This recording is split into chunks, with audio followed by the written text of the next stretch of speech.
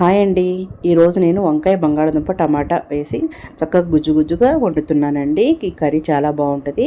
చూసారు కదా, ఒక బంగాళదుంప నార్మల్ వంకాయలు అయితే పచ్చటికి ఒక 4 వచ్చినాయండి. అలాగే తెల్ల వంకాయలు కూడా ఒక 4 వచ్చినాయి. అవి అన్నీ కూడా కలిపి వండేస్తున్నాను. ఇక్కడ ఒక ఉల్లిపాయ వేసానండి. ఉల్లిపాయ పచ్చిమిరపకాయలు వేగిన తర్వాత వంకాయ ముక్కలు బంగాళదుంప ముక్కలు కూడా వేసేసాను. అవి కొంచెం మగ్గిన తర్వాత కొంచెం సాల్ట్ కూడా వేసేసానండి స్టార్టింగ్లోనే. అవన్నీ మగ్గిన తర్వాత ఇక్కడ చూసారు కదా, 2 టమాటాలు కూడా కట్ చేసుకొని అవి కూడా వేసేస్తాను. చూసారు కదా, ఈ విధంగా వేసిన తర్వాత మీ టేస్ట్ తగ్గట్టు కారం కూడా వేసుకోండి, పసుపు వేసుకోండి. వేసి ఒకసారి కలిపేసేసి మూత పెట్టేసేయండి సిమ్లో. తర్వాత ఓపెన్ చేసి చూద్దామండి. చూసారు కదా, టమాటాలు కూడా చక్కగా మగ్గిపోయినాయి.